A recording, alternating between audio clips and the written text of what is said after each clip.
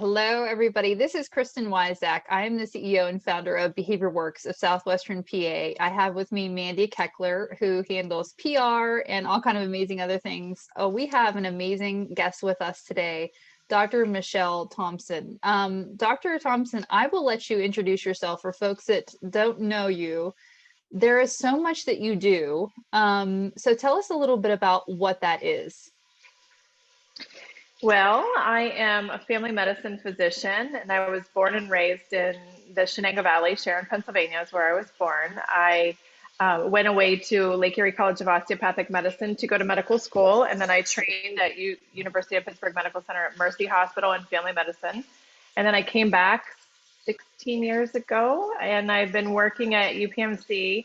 I am family medicine. I practice also lifestyle medicine, looking at the 6 pillars of lifestyle, how you can affect your health with that. I am board certified in that, as well as integrative medicine, as well as I practice mind-body medicine and yoga medicine, culinary medicine. I do programs for kids called Dr. Yum. I do programs for doctors in the kitchen, food as medicine. Really try to just change healthcare, whatever way, shape, or form I can, where we implement the model of self-care is really the center of healthcare.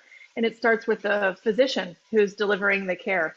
So my love and goal would be that all physicians would practice this way and take good care of themselves, which will overflow into taking good care of their families and their patients and all of that. So I'm really excited to be here with you today. Thank you so much for inviting me. Yeah, I mean, we're thrilled. We're thrilled.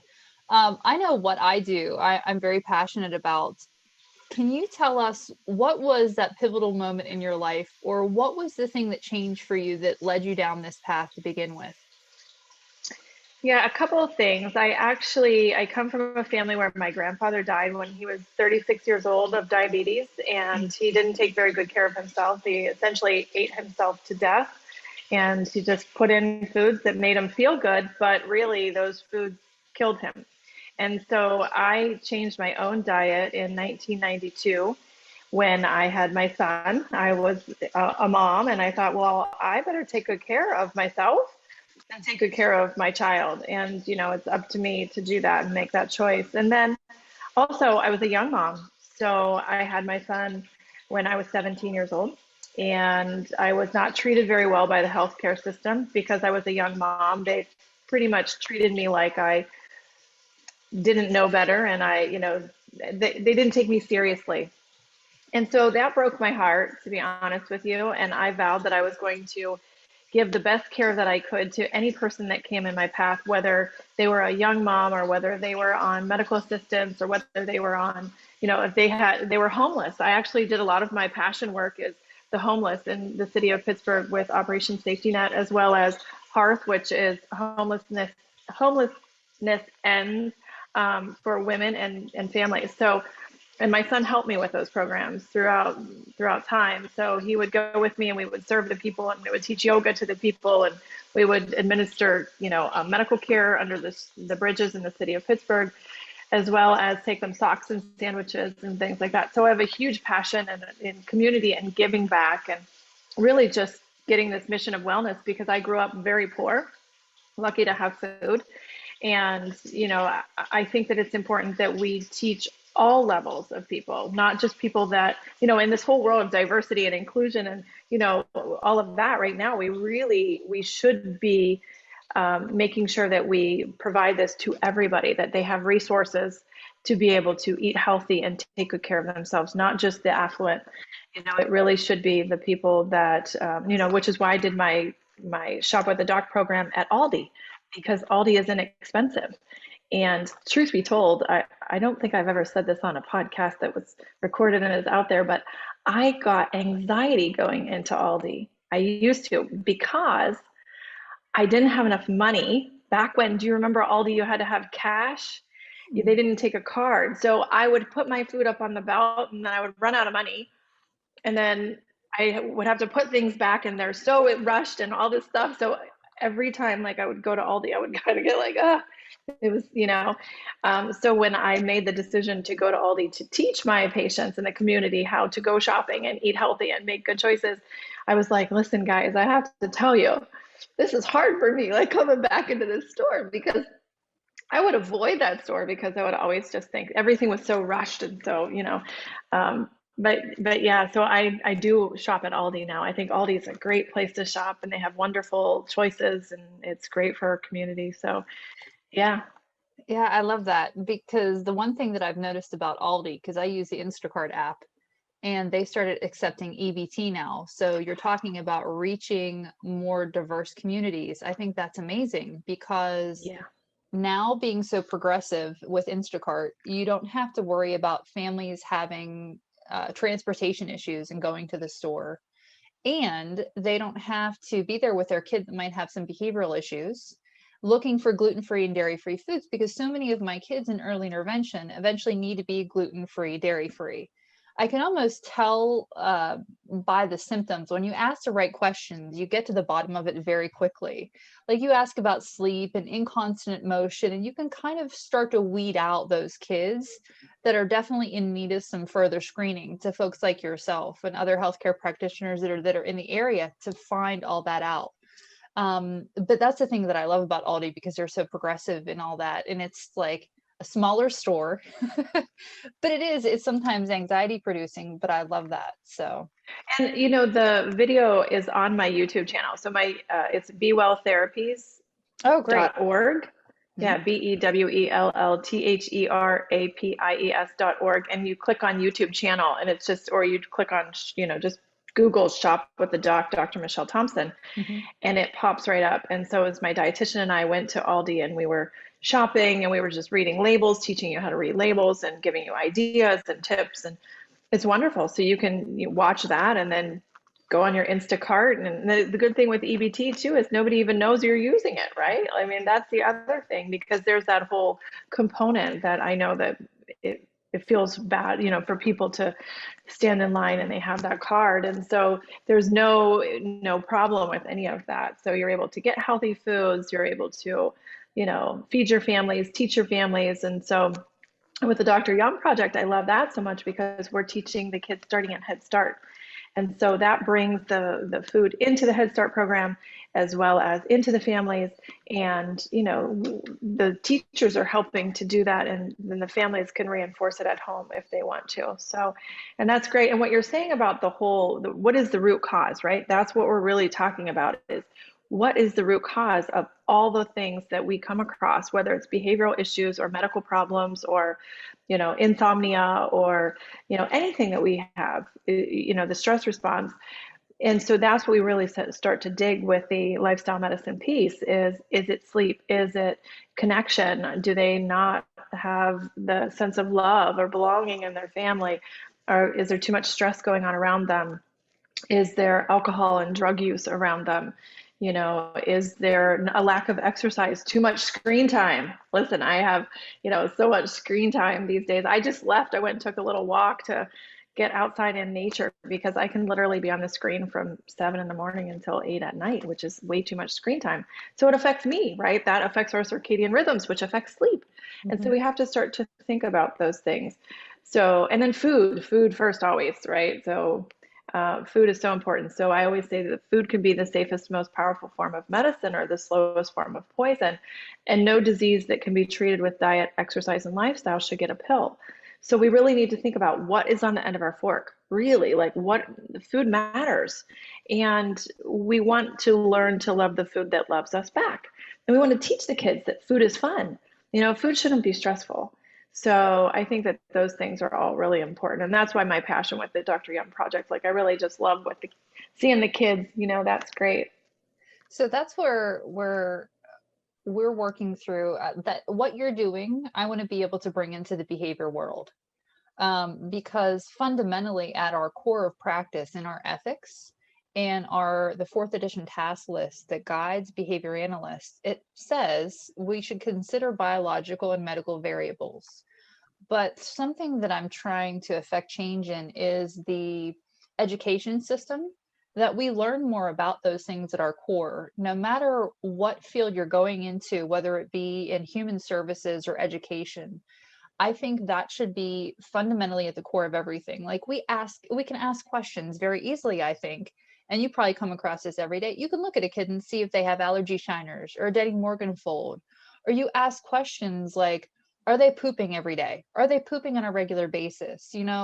I probably talk about poop a lot more than I ever should, but it's so important that I think No, you should people. talk about poop all day, every day. Yes, thank you. I mean, Yes. I just got a poop report from my dietitian just right before we got on here. She was like, "This person hasn't pooped for this long," and then she's like, she's sending all these things about poop. We talk about poop all the time because that's what and the kids chuckle, like, ha, ha, ha. But poop is important. We should all be pooping every single day. We should all be making sure we're peeing, that our pee is happy pee, right? That's so important because that means our body is a machine. It's the most complex machine on the planet. And so we have to put in, just like we have to put in transmission fluid and brake fluid and antifreeze and windshield washer fluid and oil and all this stuff, we have to put the right things in our body. And when our body is running optimally, the functions such as pooping and peeing will be happening the way it's supposed to. They will want to sleep because they have exercised and because they're tired. They're not on the screen too much.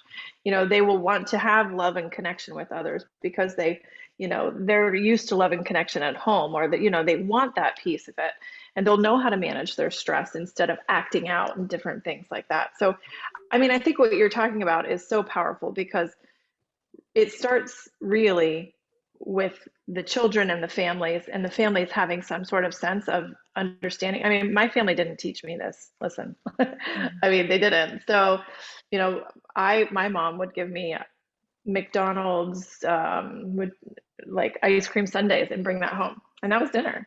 And so, but that was just the way it was. That was the way she was really raised, and she passed it down to me. Like, I really only knew about corn, green beans, and peas in a can. And so my journey is now, what I do is I'm like, oh, what's this weird thing? Let's eat it. And sometimes it's really terrible, by the way. Like the most recent terrible thing that I ate was pussy willows, like the shoots of the pussy willows. You can eat those. I didn't know if have you ever eaten those? No. So I got, they're not good to me, but I ate them because it like increases your diversification of your nutrients, and the phytonutrients are all really important for our microbiome. So I'm like, okay, I'm going to eat these. And I'm like, oh, these are not very good. Not so much. That and fiddlehead ferns. Yeah, we had that the same night. Fiddlehead ferns and the shoots of the pussy willow, milk thistle things, or whatever. Speaking of like all these exotic foods, how do you get families to try new foods? Like, kind of, what is your approach for the Dr. Young kitchens that you do? All these cooking classes. How do you introduce new things? What are your tips? So there's a great book. It's called Deceptively Delicious. First, you can trick them. Like, that's so great, is to just trick them. You could hide spinach in things, hide broccoli in things. You can make an avocado mousse. It's like a chocolate pudding that they don't even know that it's avocado that they're eating. Otherwise, they're like, I'm not eating any of this green stuff, right? You can hide blackberries and blueberries and strawberries. I always just say, we get you to eat a smoothie a day? And maybe we make that smoothie like a milkshake. Maybe we make ice cream instead of ice cream. We make banana ice cream. Like, it's just, crushed up bananas. So really just, making it fun. And that's the thing about the Dr. Yum project. It's fun. And so they're learning about it, and they learn to just be brave and try it because the kids in the book are trying it. And so, look, it's just fun to try something new. It doesn't mean you have to like it now. Maybe you'll like it the next time. Maybe I just didn't prepare those shoots the right way, which is most likely the issue, right? So if a chef prepared them, they would probably be divine, but I prepared them and they tasted terrible. The same thing happened when I made parsnip fries. They were not good. And I'm like, well, I'm eating these, because I come from this, poverty family where we were like, food, we were lucky to have it. So I'm like, I got to eat all this parsnip fries. And I was like, oh, really? These are awful. But I think, the pop-up teaching kitchen is probably one of the biggest things that I've done that I think has created the most change. So I started doing these pop-up kitchens, and 2 years ago, prior to COVID, every day the kitchen moved to a different location to a different person. And so I have the kitchen is currently sitting in my office in a suitcase, and it's a mobile kitchen. And really what it teaches is the daily dozen, the 12 healthy things that we should try to do in the day. We should exercise. We should drink our water. I've got mine just so that I make sure I keep drinking. We should make sure we're sleeping. We should use spices. We should eat our fruits, our vegetables, and our plant-based proteins. And it gives you, there's an app for that. It's just called the Daily Dozen, and you can check off the boxes. Did I do all these things today? And any person can teach the Daily Dozen, truly. Like I could give this to Mandy, who may know nothing, but Mandy knows everything. Actually, Mandy is amazing. So like she could give it to somebody who knows nothing and say, these are the 12 things that you want to teach the people in your group. And it could be your church. It could be workplaces. It could be schools. It could be, we did the Diversified Family Services.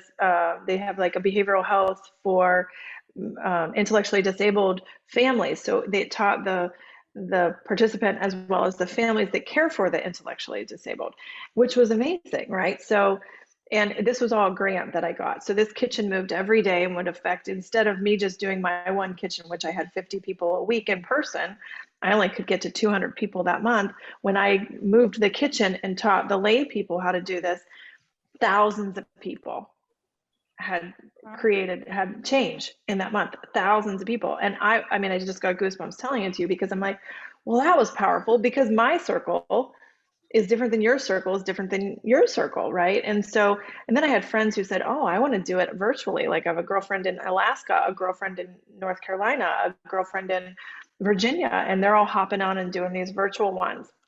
So then we'll do like one for my friend who has a toddler, and then, and all her friends who have toddlers, right? So you're in that circle. So you're in all these different circles, which I think is really powerful. And then I take that in and I teach the doctors, because, they don't always want to think about that food really matters, or, want to change their ways either. So I really try to save myself for teaching the physicians, and then, teach the public to do all the other stuff, which is, anybody can do that, right? Can we just all agree to eat some real food, right? Yeah. Like some food that's grown in, that is a plant, not made in a plant, right? So things that are real. And that's what I say, like, can we just choose an apple instead of a Snickers bar? Can we, instead of a donut, can we pick up a pear?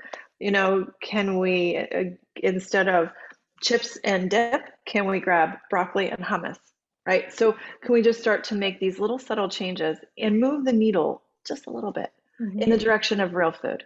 And I think that's what's really important, is not shaming, not judging, not telling a person you have to do it this way. How about, can we just make your next bite matter?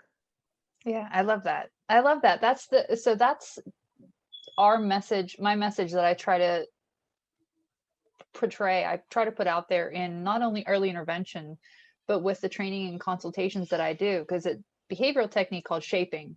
So it's just small steps towards that bigger goal. And I think that makes all the difference fundamentally with families, especially those that don't have all the resources that some of the other families do.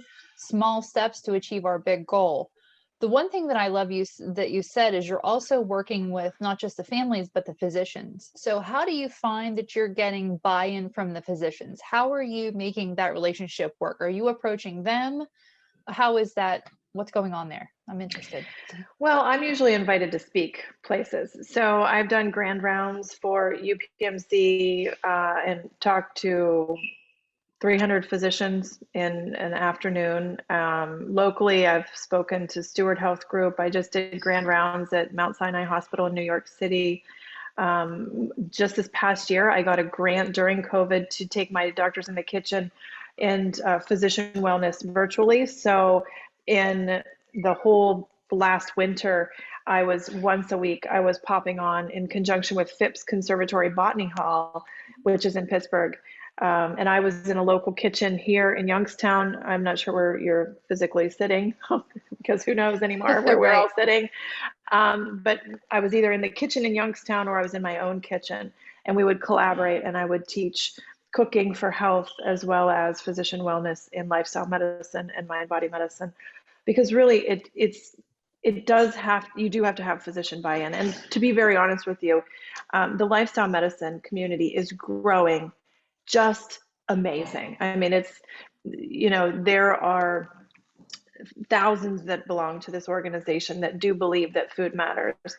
And just a few years ago, there was only like 1,000 or 2,000, and now we're up to maybe 7,000 or something. So it's growing, because I think physicians are getting to the spot where they feel like the treatments aren't working. The pills are not the answer. The problem of heartburn is not that the person needs Nexium, right? What is the root cause of the heartburn? It's what did you put in your body, or do you have lack of sleep, so you're stressed, so that you're not digesting your food properly, or is it your poor microbiome that we need to diversify and, again, move the needle a little bit, put in a little bit of some real food? Because sometimes when you make these drastic changes, it's hard for somebody. They get bloating, they get diarrhea, gas, all that stuff, because we just need to do a little bit at a time. So if you say, I can't eat beans because I have a problem with the beans, if you're not allergic to them, have a bite of bean, just have a spoonful, and every day maybe have a little bit more. And then you start to really build that. It's like a compost pile. That's why I always say our body is like a compost pile.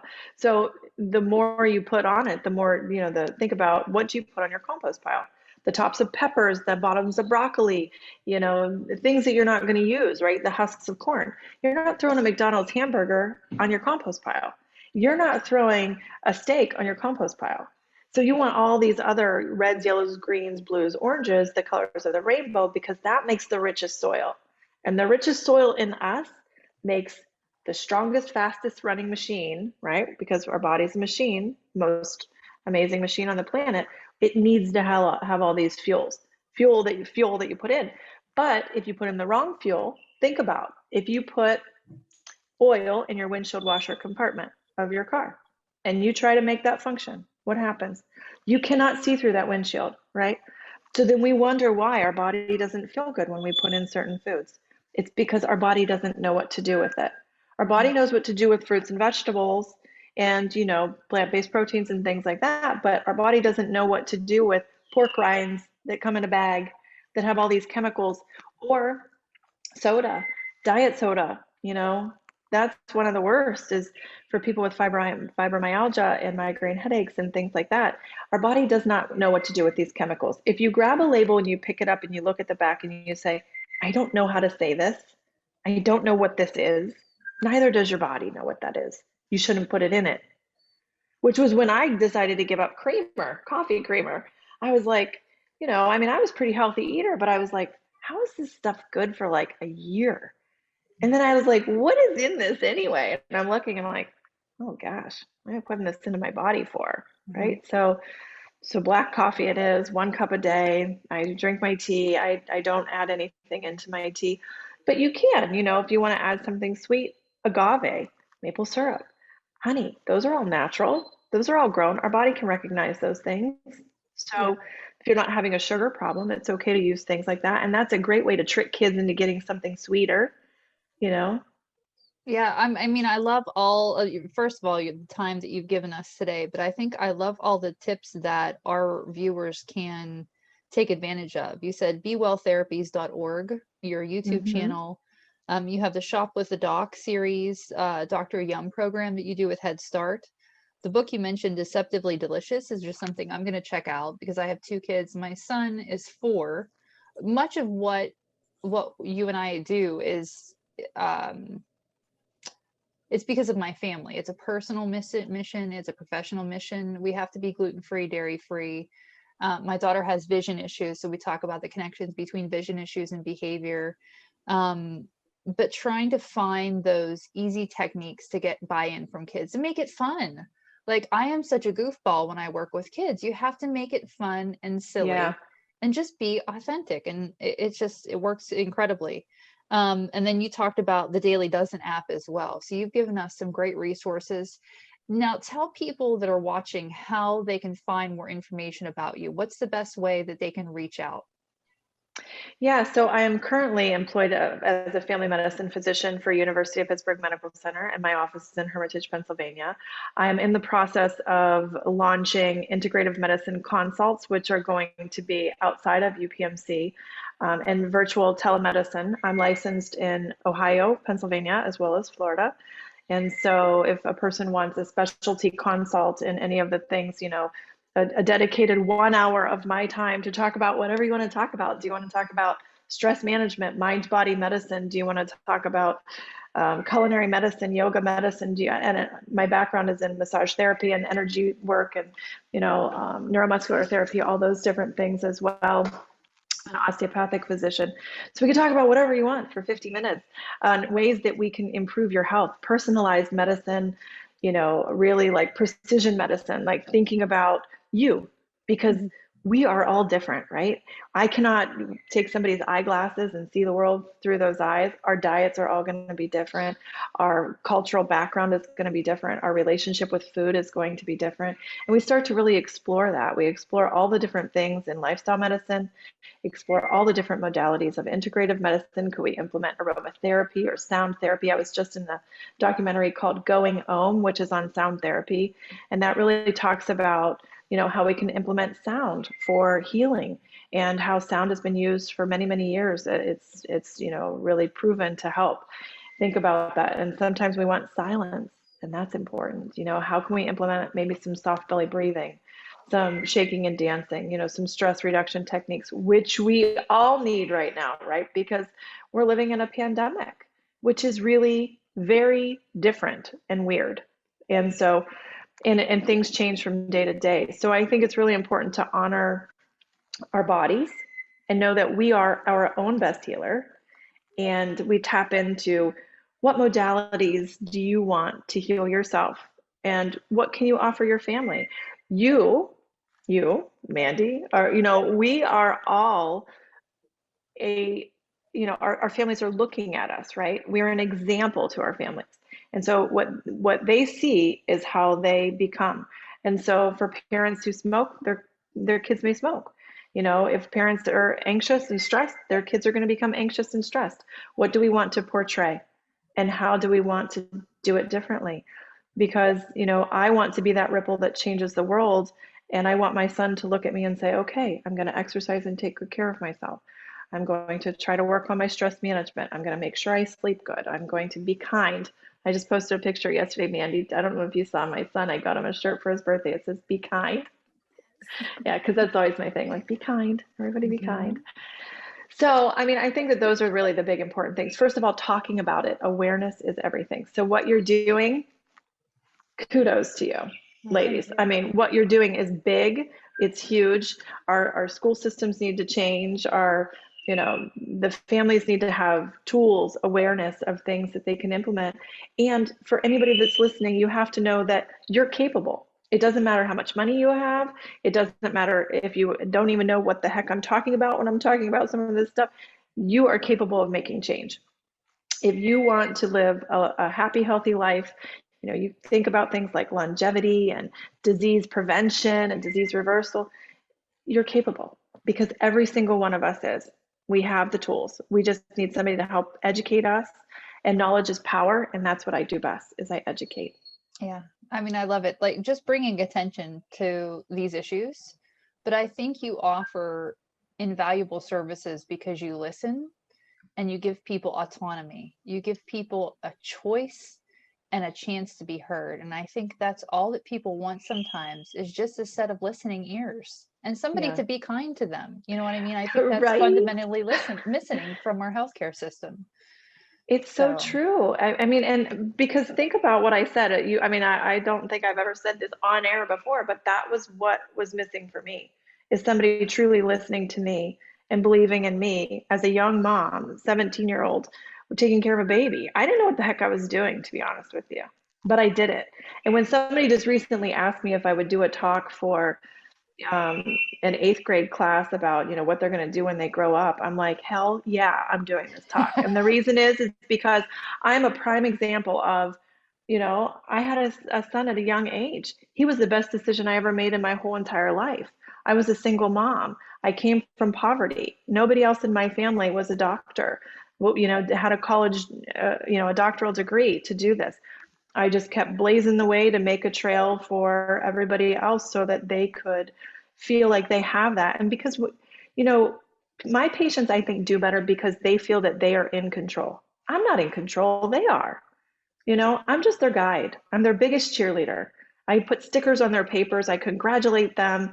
I mean, I'm like, yes, you have this. You have this. And if they have a bad time, that's okay.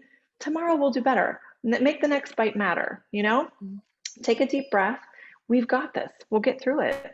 Yeah. Together, you're not alone. And that's the most important thing. You feel like you're working as a team with your healthcare provider, your physician, instead of, the doctor's here and the patient is here. We are here. And that's how we are successful.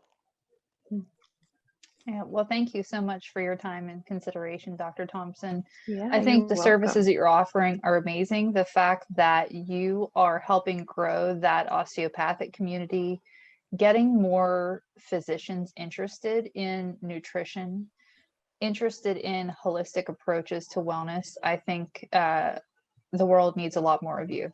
So keep doing what you're doing. If we can help support it in any way, shape, or form, we would love the opportunity to bring the programs that you're doing to the early intervention community to bridge that gap. Because I think it's fundamentally, if we can influence that very early age when so much of that brain development is occurring, you systematically can affect the trajectory of that person's life, that individual's life, and those families. So any synergy that we can work on, I would love to have that opportunity, but I know you have to run, so thank you so much for your time. And I want to say one last thing. Anybody that's listening that wants to have information and you have a physician, ask your physician, what do they know about lifestyle medicine, and, tell them about your journey. And we actually at UPMC, I am helping to implement a lifestyle medicine residency program. So we're teaching all of our residents all across New York, Maryland, and Pennsylvania lifestyle medicine. So from the get-go, the residents are learning lifestyle medicine. They're learning how to practice differently. So inquire of whoever is taking care of you, whoever your physician is, and watch for more of these programs, group medical visits, shared medical appointments, where we come together and collaborate and teach. This virtual world is wonderful and terrible all at the same time, but it allows us to reach more people. So just know that you can ask your physician and you can drive the change of the healthcare system, because the people are the ones that drive the change. So yeah, that's so true. That's so true. Be your own advocate. That's the best. That's the best thing. And trust your gut whenever you have kids. Absolutely. So true. Yeah. Thank you so much, Dr. Thompson. You're I appreciate so your time. welcome. Have a great evening. Thank you. You too. Thank you.